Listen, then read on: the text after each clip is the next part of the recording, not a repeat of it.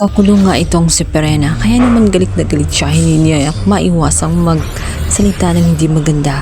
At dahil nga sa matalas ang kaisipan nga nitong si Lyra, dito ay hindi na siya nagtaka matapos marinig ang winika nga nitong si Perena kung saan nagbitaw nga ito ng maanghang na salita dahil nga sa kakitiran umano ng kanilang utak ay hinayaan nila na ang totoong Hagrid sa ngayon ay naglalakad na at gumagawa na ng hakbang kung paano nga sila matalo. Dahil doon ay agad na sinabi nga nitong si Lyra na kailangan na palabasin na nga nila itong si Perena dahil nakita niya na walang duda dahil ang kanyang bibig ay talagang napakasama at walang kupas, walang pagbabago. Ngunit bago pa man nila ito palabasin ay hindi agad-agad ito nagdesisyon itong si Mira dahil nais niya na ipabatid muna ito sa kanilang hara ng Lareo na ito nga si Alena.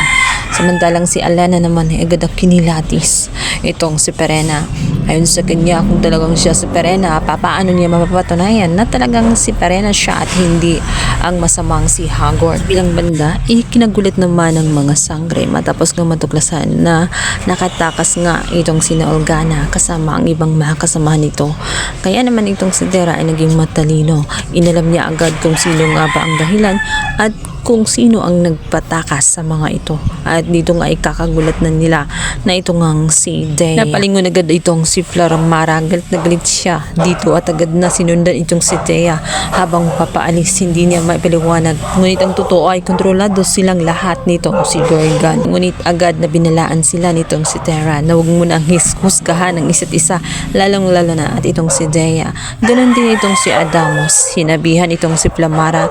Di ba't alam naman nilang lahat na pinapasok ang kanilang mga utak nitong si Gorgon dahil sa kapangyarihan nito na pasukin ang kanilang mga kaisipan. Kung naalala umano ni Flamara ay lumabas nga sa kanyang harapan itong kanyang Ashtid Perena at nagkunwari hanggang sa siya ay nakaramdam at binalaan siya agad nitong si Lavanya na huwag palilin lang sapagkat nililansi lamang sila nitong si Gorgon gamit ang kanilang mga utak. At alam kasi ni Gorgon kung ano-ano ang kanilang mga kahinaan.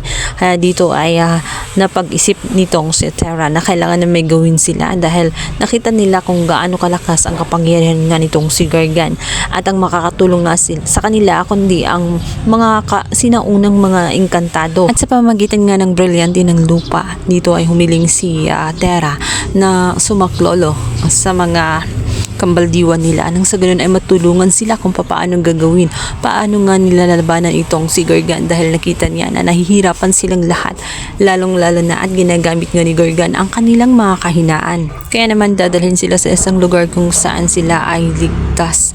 Dito nga ay pinayuhan sila ng mga kambaldiwan ng isang ritual o may gagawin silang inkantasyon para labanan ang kapangyarihan nga nitong si Gorgon dahil ito ang naging dahilan kung bakit nga sila humihina sapagkat inaatake ang kanilang puso at kaisipan. Ngunit tela mahihirapan sila sa umpisa. Ayan guys, napakabangan na rin kung magtatagumpay ba ang mga sangre o tuluyan nga magwawagi si Gorgon sa kanyang mga plano na pagwasak sa mga ito.